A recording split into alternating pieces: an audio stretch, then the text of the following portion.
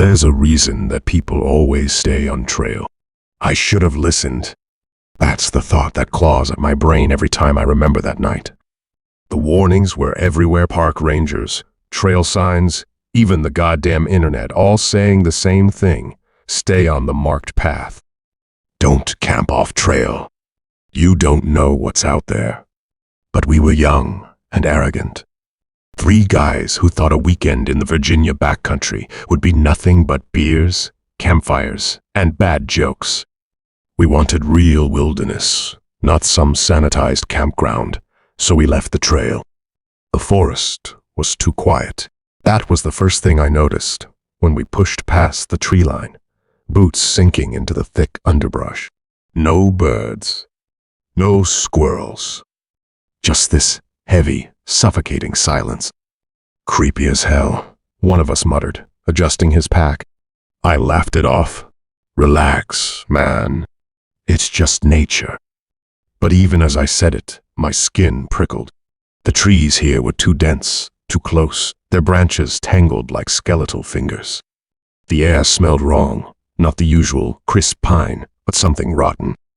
Like old meat. We hiked deeper. By dusk, we found a clearing near a creek.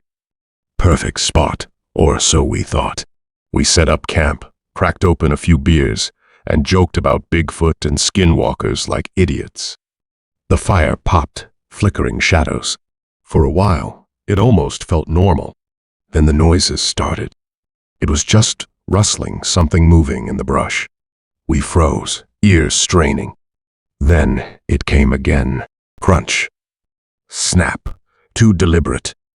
Too slow. I grabbed my flashlight, swung the beam toward the trees. Nothing. We tried to laugh it off, but the jokes died fast. The forest had gone dead silent again. No crickets.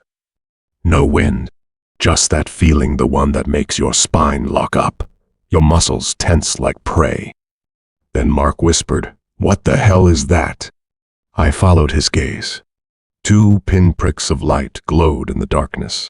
I shine, but not low to the ground like a coyote or a fox.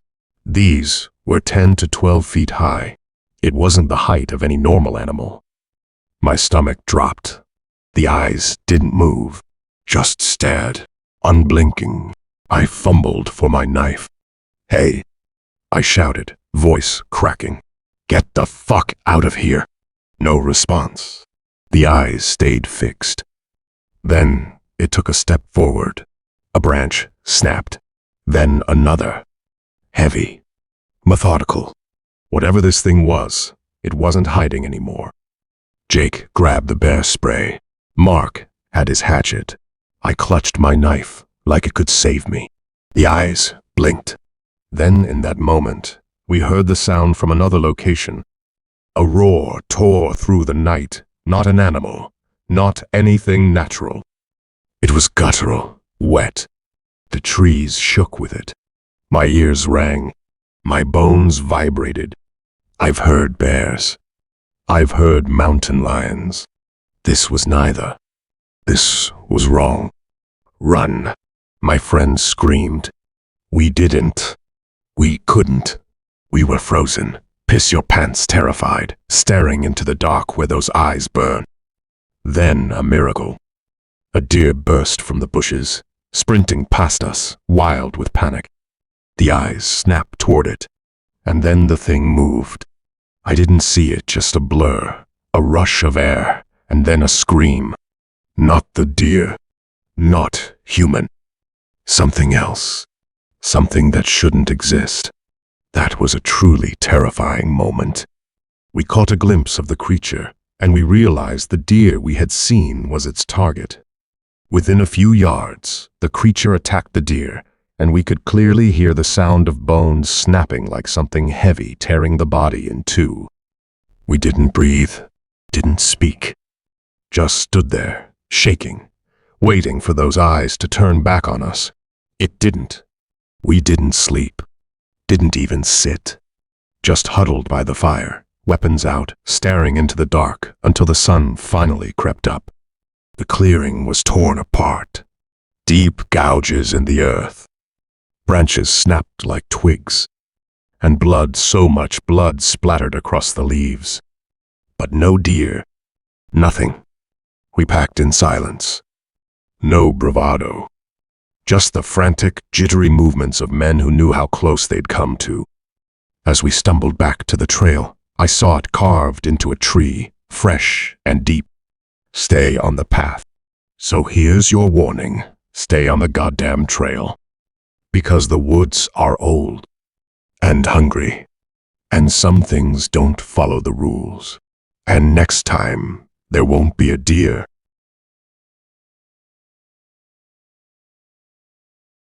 Cassian Vale was only 10 that summer. I remember me and my little sister had been relentless for months. We have to go for a real adventure, a backpacking trip. Our parents were academics, more comfortable with books than backpacks, but even they couldn't resist her campaign. It was June 2003. We chose the Black Fork Trail, a deep-cut path in the North Carolina Appalachians, known for its isolation. 4 days, Dad said, tracing the route on the map. 26 miles total. You kids sure you can handle it? Juniper scoffed. I just grinned. We started at dawn. The first 6 miles were easy, sun-dappled trails, the occasional rustle of a squirrel or chipmunk. Juniper chattered nonstop. By midday, we'd reached the first campsite, a small clearing near a shallow creek. Dad taught us how to pitch the tent properly. Mom made a fire with an ease that surprised me. Turns out, we ate rehydrated chili, told stories, and fell asleep to the sound of the creek murmuring over smooth stones. Nothing felt wrong. Nothing was wrong. Not yet. The next morning, we hiked deeper. The trees grew thicker, their canopies choking out the sun. The trail narrowed, forcing us into single file. I remember the way the air changed heavier, damp, in a way that clung to your skin. Around noon, we stopped to rest near a rocky outcrop. Juniper plopped down beside me, already unwrapping a granola bar.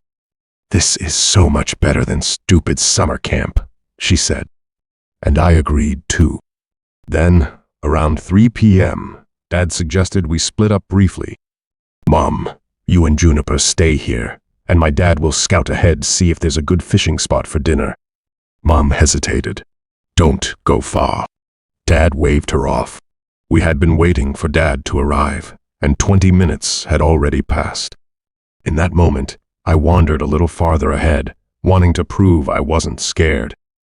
I still remember my mom calling me back, telling me not to go too far. That's when I heard it. A slow, deliberate crunch, like something stepping on dry leaves with too much weight. I froze. The forest had gone dead silent. No birds. No wind. Just that crunch. Then I saw it. At first, I thought it was a deer. But no. No deer has skin like that stretched too tight over jutting ribs, patches of fur missing entirely, revealing raw, glistening muscle beneath.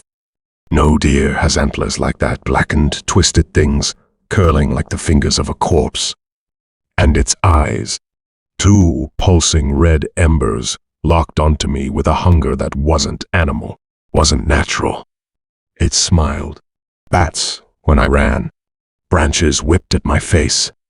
My lungs burned. Behind me, the thing moved wrong, too fast, its hooves hitting the ground like hammer strikes. Click, click, its teeth snapping at the air behind me. Rotten breath, hot and thick, flooding my nose. I didn't scream. I couldn't. Terror had stolen my voice. Then, Dad's voice. He was calling my name. Then, Dad sighed. I crashed into him, sobbing, babbling about the thing in the woods. He gripped my shoulders, his face pale. What happened? What did you see? It wasn't a deer. I screamed. It wasn't anything. Its eyes, its skin. A bear, Dad said firmly. A sick bear. That's all. Mom nodded, but her hands shook as she packed our gear.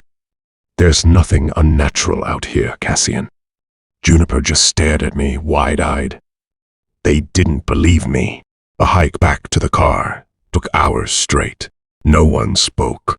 No one stopped to rest. Dad carried Sarah when her legs gave out. Mom's hands wouldn't stop shaking. At the trailhead, 2 park rangers asked why we were leaving early. "Bear encounter," Dad lied smoothly. "Got too close for comfort." That night, as Mom tucked me in, she kissed my forehead and said the words that still haunt me. "Let's not talk about this again, okay? It's been 20 years. Sarah refuses to discuss it. Mom and Dad still insist it was just a bear. But sometimes, in the dead of night, I wake certain I hear that wet, ragged breathing outside my window. Because I know what I saw. We never went to that spot again.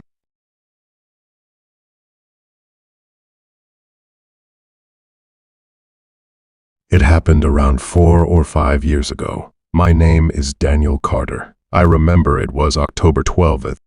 I'd chosen one of the lesser-known trails, a narrow, winding path that branched off from the main Appalachian trail near the Tennessee-North Carolina border. The map showed it as a 12-mile loop, rugged but manageable for someone with my experience. I'd been hiking and backpacking these mountains for over a decade. What could go wrong? The first few miles were easy. The rustle of leaves underfoot was the only company I needed. But around mile 6, the trail started to fade.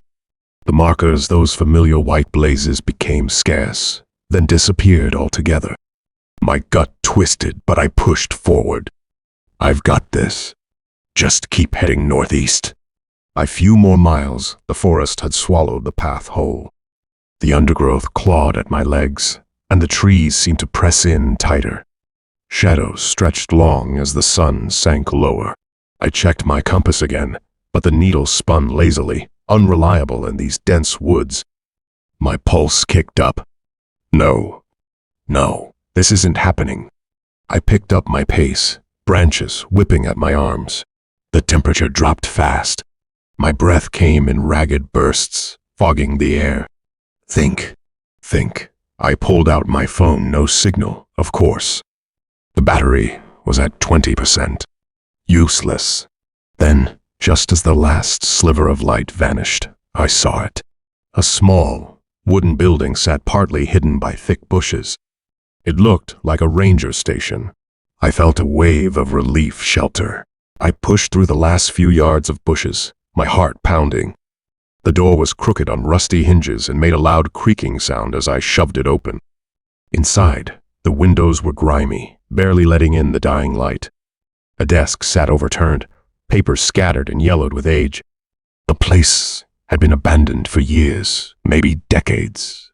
But then I saw the wood stove in the corner, and beside it, a neat stack of dry firewood. My skin prickled. Someone had been here. Recently. I didn't want to think about it. Didn't dare think about it. I threw the wood into the stove, hands shaking as I sparked my lighter. The flames caught, casting flickering shadows on the walls. The warmth was a small comfort, but the noises outside weren't. Scratching. Something dragging through the leaves. I gripped my knife, eyes locked on the door. The wind? An animal? It didn't matter. I wasn't going out there. Not in the dark. Not with that sound creeping closer. Hours passed. The fire burned low. Exhaustion pulled at me. But every time I closed my eyes, the noises came back, a whisper of movement, a faint tap, tap against the window. I jerked awake, sweat slick on my neck. The woods were alive out there. Watching. Dawn came too slowly. Gray light seeped through the grime-covered glass, and I bolted outside, gulping the cold air like a drowning man. I didn't look back. I ran.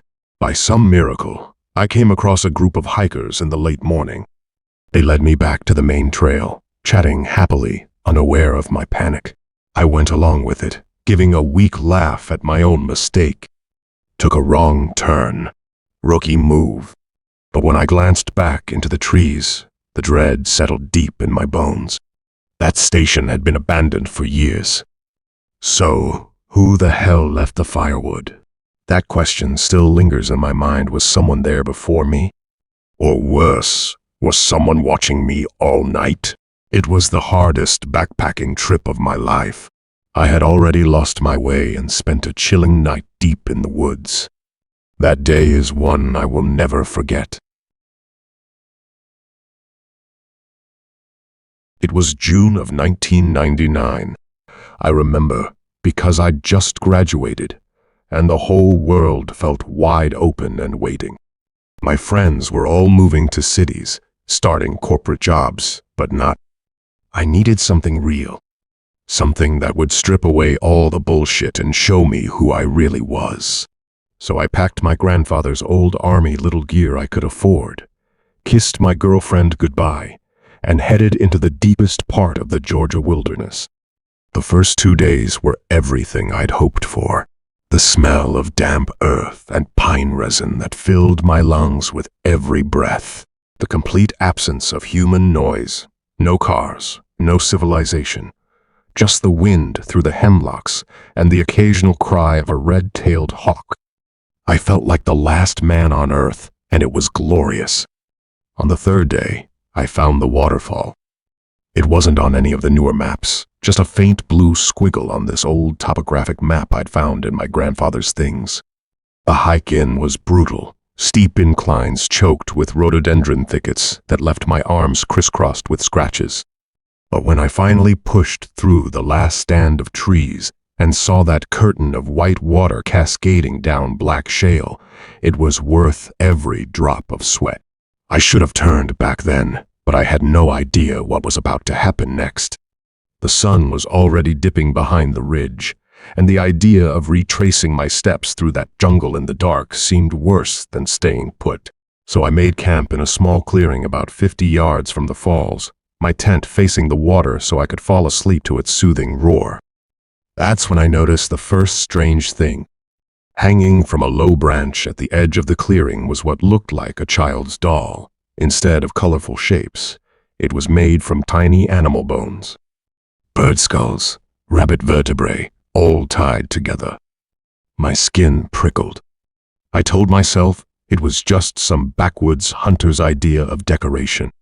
Maybe a trapper's good luck charm.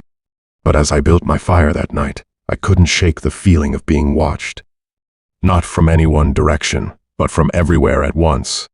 The forest had gone completely silent. No insects, no wind sound. Even the waterfall's roar seemed muted, like someone had thrown a blanket over it. I ate my dinner of beans and rice with one hand on my hunting knife, jumping at every shadow. Then came the noises around my tent. I thought it was just the water playing tricks on my ears. But the sound was too deliberate. Slow, heavy steps circling my campsite. Not the light patter of deer or raccoons. These had weight behind them. Purpose. Hello? My voice sounded pitifully small in the vast darkness. The footsteps stopped. For one terrible moment, there was only the sound of my own ragged breathing. Then, wet, guttural chuckle that seemed to come from right behind my tent. I didn't sleep that night. Just sat, with my back against a tree, knife in hand, watching the fire die to embers as the hours crawled by.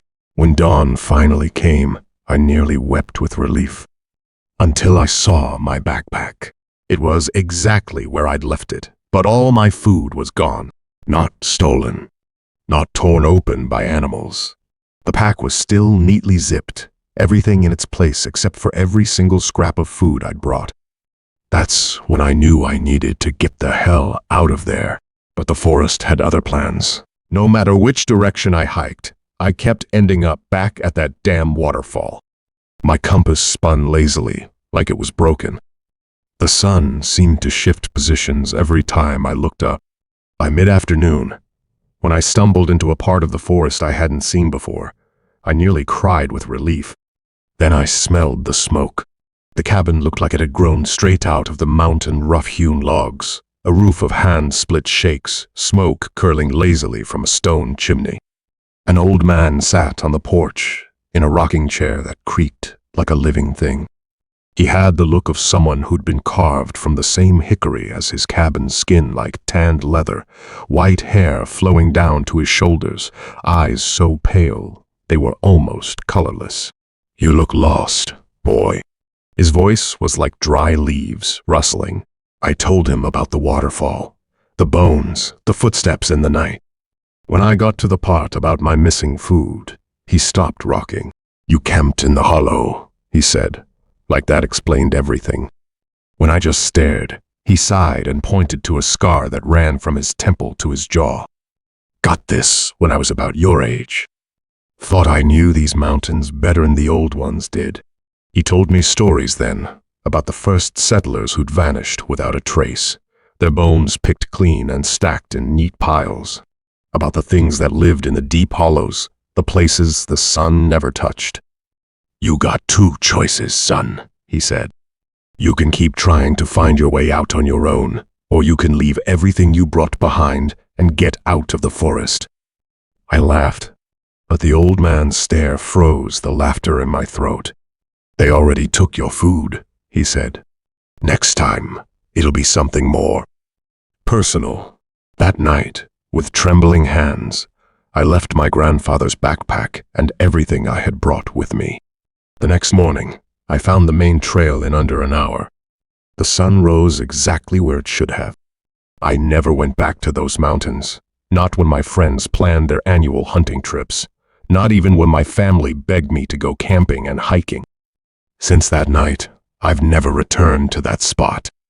People say the Appalachians are the oldest mountains, and there are still places where no human has ever set foot. I believe it because something lives in those mountains that remembers a world before men.